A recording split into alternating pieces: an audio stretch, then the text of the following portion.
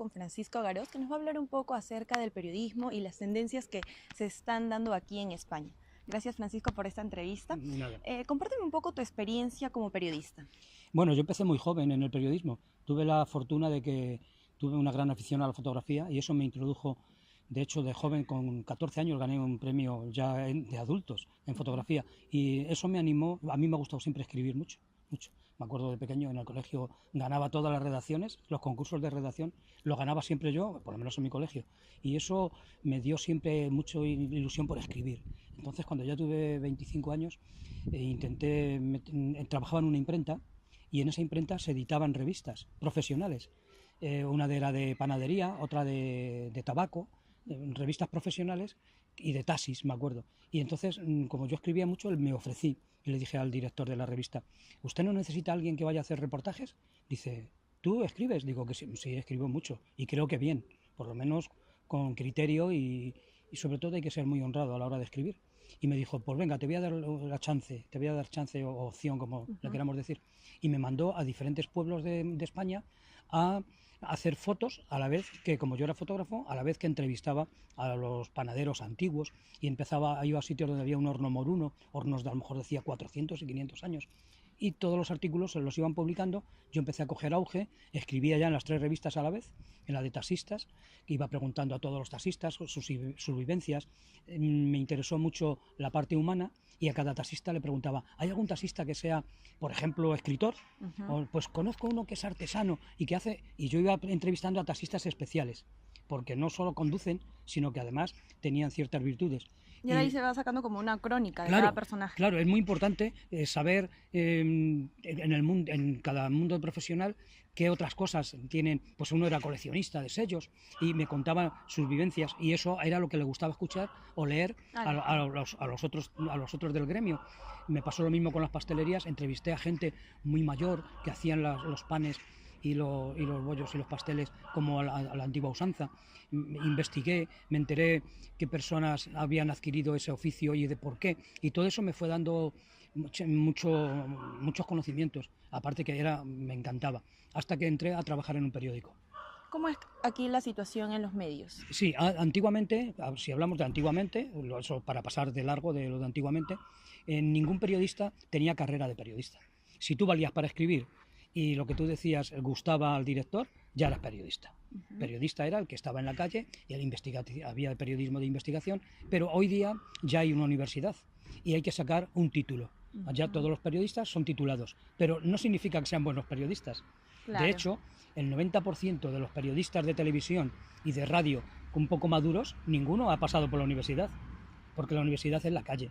¿Se está perdiendo esa esencia de lo que es ser periodismo? Claro, porque ahora la gente lo toma, yo me meto en artes plásticas, yo me meto en imagen y sonido, porque no hay otra salida, porque cuando aquí vas a la universidad, por desgracia, como en otros muchos países, tú no puedes elegir la carrera, casi nunca. Tienes que ser un superdotado, haber sacado unas evaluaciones por encima de lo normal para que puedas decir yo quiero ir a esta carrera. Pero no todos pueden ir, pero sí todos quieren estudiar, porque antiguamente en este país pues iban a la universidad los hijos de los generales, los hijos de los médicos y los hijos de los políticos, porque los papás, la clase burguesa, claro, digamos, pagaban las carreras para quitarse al niño de encima. Y además no solo eso, sino que esos niños iban allí a perder el tiempo y a presumir y a conseguir chicas, porque su papá le compraba un cochecito, claro, un carrito. En aquella época tener un carrito era un lujo, ¿no? Pero claro, solo ellos lo tenían. Pero llegó la democracia, en 1975 todo el mundo quiso ir a la universidad y los gobiernos de esa época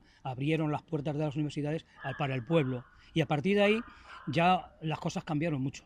En Perú sucede esto de ahora, hoy que todo el mundo estudia periodismo, de repente se equivocan con ciencia de la comunicación, que son dos ramas totalmente distintas. No tiene que ver, claro. Ajá. Porque una cosa es estudiar lo que es la sociedad, que eso es lo que tú dices, y el periodismo es buscar una parcela. ¿Qué parcela te gusta a ti? ¿El deporte? Pues el deporte, para mí, en periodismo es el más sencillo periodismo, porque casi todo lo que cuentas es lo que ha pasado.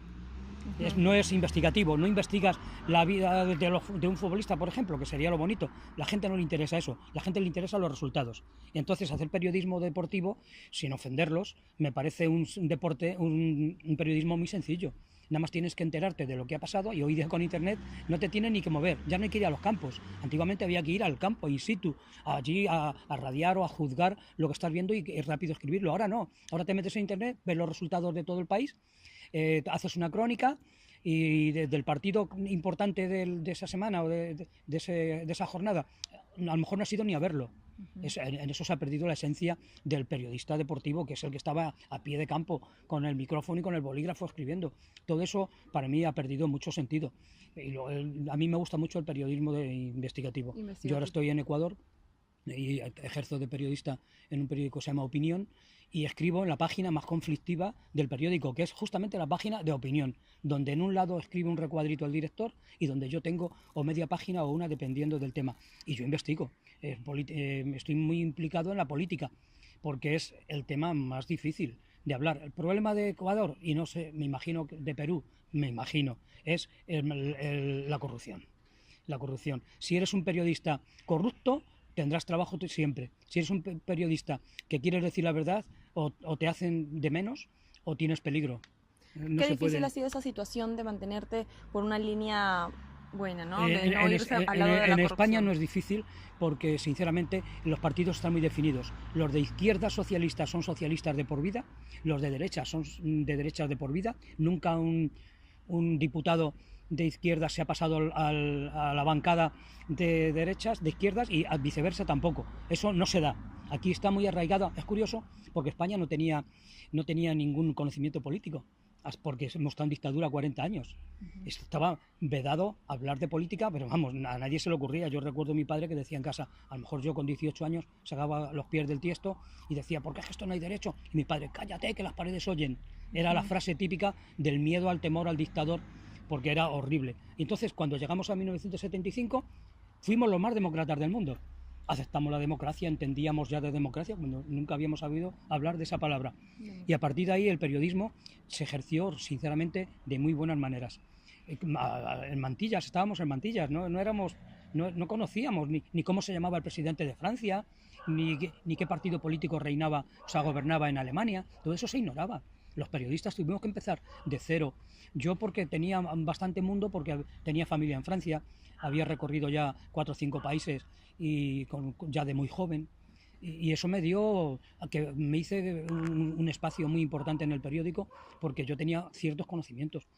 ¿Cuánto tiempo ya tiene como periodista de investigación? Yo de investigación 30 años. 30 años, porque yo era muy intuitivo y encima ahondaba y profundizaba mucho en los temas. Y aquí, como había democracia, como llegó la democracia, pues yo me veía libre para poder investigar y así era. Luego trabajé en la radio muchos años con locutores que han sido, porque ya los pobres se han ido retirando, los más populares del país estaban en la radio y eran periodistas, porque la radio también es periodismo, pero ninguno tenía título de periodismo. Yo sí, por lo menos tengo título de fotógrafo, de fotógrafo periodista, porque yo, aparte que hacía las entrevistas y los reportajes, de paso hacía las fotos, con lo cual era fotoreportero.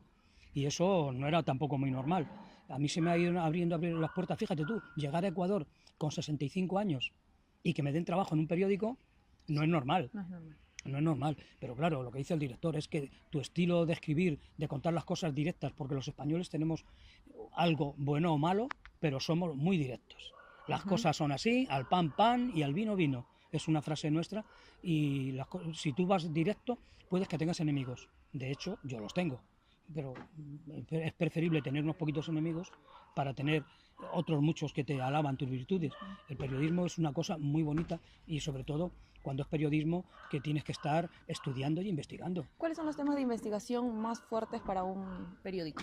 En un periódico, la política y descubrir sobornos y descubrir corrupción, muy arriesgado. Esa es la pepa. Sí, muy arriesgado, sobre todo en Latinoamérica, te juegan la vida. De hecho, mira, en México están muriendo a diario periodistas. Sí. ¿Ha pasado por alguna situación de amenaza? Sí, pero no de que te voy a matar, sino decir, como sigas escribiendo por ahí, estás muy equivocado. Eso me lo ha llegado a decir de compañeros míos. Es decirme, Paco, es que tú estás metiéndote en un terreno, ten en cuenta, aquí hay que tener muy en cuenta que los directores tienen ideas políticas. Tú no puedes hablar, si estás trabajando en un periódico, que el dueño es un capitalista, no Hay puedes, una línea editorial. claro, no puedes decir, es que es por ética. Tú no puedes poner a parir, o sea, a decir este tío es un desastre y es un ladrón y un corrupto, aun sabiendo que ha llegado al poder que tiene gracias a la corrupción. Yo conozco gente en Ecuador que todo lo que tienen ha sido a base de contrabando, de traer barcos enteros de televisiones, de frigoríficos, hasta de carros, en la época en que los dirigentes eran más corruptos que los propios empresarios. Es que la corrupción, cuando entra es una gangrena, es cáncer, es un cáncer. Y cuando tú quieres tocar esos temas, tienes que coger y amoldarte. Y cuando ya te amoldas, ya no eres periodista. El problema que yo veo en el periodismo, aquí en España no ocurre casi nunca. Ningún periodista, de hecho, se implican hasta los extremos más grandes. En Estados Unidos y en España, que yo conozca, de hecho, los periodistas han sacado a Nixon, le sacaron los periodistas con el caso Watergate, descubrieron que el propio presidente era un corrupto. Y la gente, sí, hombre, a Nixon, pues a Nixon se lo cargaron dos periodistas jóvenes.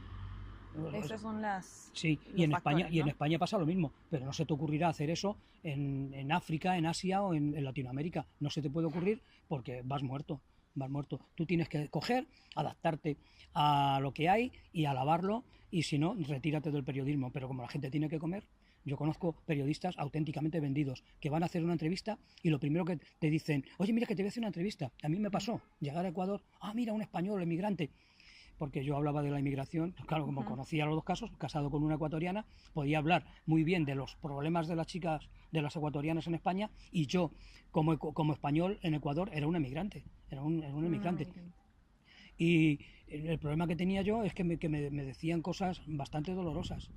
Me entrevistan, me dicen, mira que tú tienes conocimientos de periodismo de España, bienvenido y tal. Me hace la entrevista, le cuento cosas, y cuando termina dice, no seas malito. La palabra, no sé si en Perú se empleará, pero no seas malito, yo siempre digo lo mismo, digo, no, si yo no soy malito, no seas malito, una ayudita para que salga el reportaje. Digo, ¿cómo que una ayudita? Sí, $50. Digo, pero vamos a ver, ¿tú me has entrevistado por dinero? Hombre, yo tengo que vivir de algo. Digo, pero no cobras, no tienes un sueldo en el periódico. ¿Qué va? No tenemos sueldo. O sea, me estaban pidiendo dinero porque me habían entrevistado y van buscando hablar de uno y de otro o anunciar uno y otro por dinero. Y entonces ese periodismo es, pues eso, los periódicos son todos un desastre y las revistas son un desastre por culpa de la corrupción que tienen los propios periodistas. ¿Eso está ocurriendo en Ecuador? Sí, está ocurriendo en Ecuador, y aquí en España eso es impensable.